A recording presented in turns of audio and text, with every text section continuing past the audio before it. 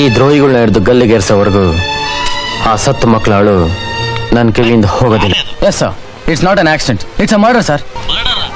ಮಕ್ಕಳು ತಿಂದಿರೋ ice cream ನಲ್ಲಿ drugs mix ಮಾಡಿದ್ದಾರೆ.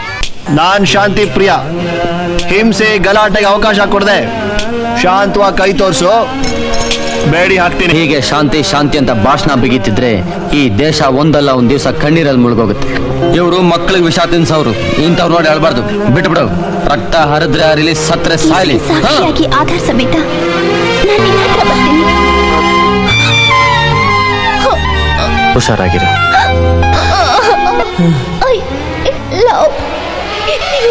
ಜ್ಯೋತಿ,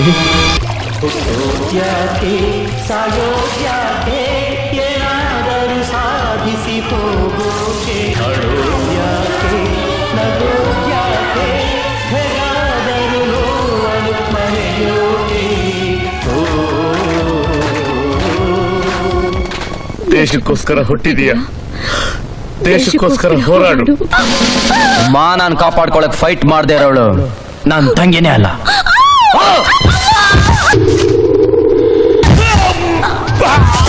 ಅವನು ನಮ್ಮ ಕೋಟೆಯೊಳಗೆ ಬರೋಕ್ ಮುಂಚೆ ಅವನ್ನ ಸಾಯಿಸ್ಬೇಡಿ. ನಾನ್ ಕಾನೂನ ಕೈಲಿ ಹಿಡಿದಿರೋದು ಭಗವದ್ಗೀತೆ ತರ. ಅದರಲ್ಲಿ ಕುರುಕ್ಷೇತ್ರನೂ ಇದೆ, ಧರ್ಮ ಯುದ್ಧನೂ ಇದೆ.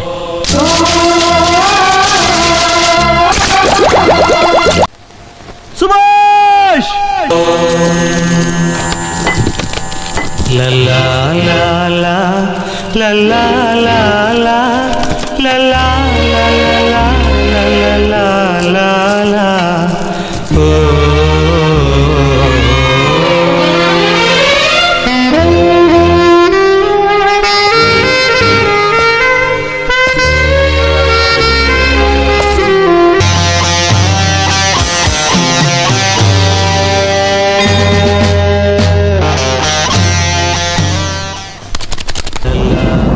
ಶಾಂತಿ ಕ್ರಾಂತಿ ಸಿನಿಮಾ ರಿಲೀಸ್ ಮಾಡಬೇಕು ಎನ್ನುವುದು ವೀಕ್ಷಕರ ಅಭಿಪ್ರಾಯದ ಮೇರೆಗೆ ಮುಂದೆ ಬರ್ತಾರ ರವಿಚಂದ್ರನ್?